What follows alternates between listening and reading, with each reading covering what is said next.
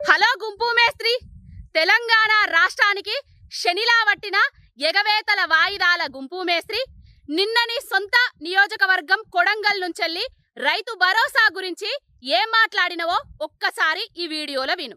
ఈ రోజు జనవరి 26 బ్యాంకులకు హాలిడే ఉన్నది.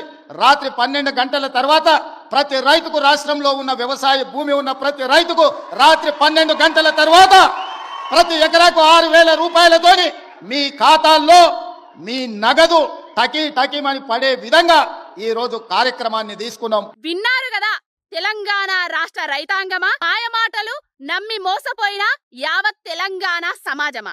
రాత్రి 12 అయింది, 1 అయింది, 2 అయింది, 3 అయింది, మళ్ళా తెల్లారి మళ్ళా మధ్యాహ్నం 12 కూడా అయింది.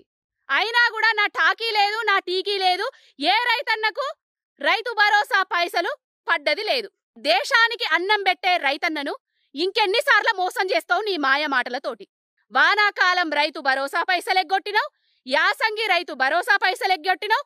ప్రతి రైతన్నకు ఎకరానికి 17,500 రూపాయల చొప్పున బాకీ పడ్డావు.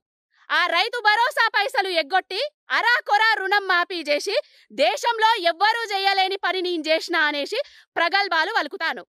నీకు సిగ్గు, శరం, మానం, అభిమానం, ఇజ్జతి ఏమన్నా ఉంటే, నీకు రైతుల మీద ప్రేమ ఏమైనా కూసింత ఉంటే ఇప్పటికైనా రైతులకు రైతు భరోసా పైసలు ఇయ్యి. వెనకట ఒకడు ఉండేటోడు, అప్పులు చేసేటోడు, ఇంటికి అప్పులో ఇచ్చినోళ్ళత్తే రేపిస్తా మాపిస్తా రేపిస్తా మాపిస్తా అని చెప్పేటోడు. ఇగో నీది కూడా గట్లనే ఉన్నది. వాడిని ఏం చేసిర్రంటే పొట్టు దంచి ఇంట్లోకెళ్ళి ఎల్లగొట్టిర్రు. ఇప్పుడు నిన్నేం చేయాలంటే ఈ తెలంగాణ రాష్ట్ర సమాజం మొత్తం, ఈ తెలంగాణ రైతన్నలు మొత్తం నీ కుర్చీలకెళ్ళి నిన్ను ఊడవీకి నీకు తగిన బుద్ధి చెప్పాలి. అట్లయితేనే నీకు బుద్ధి వస్తుంది. ఈ మాయ మాటలు మాట్లాడో గుంపు మేస్త్రి.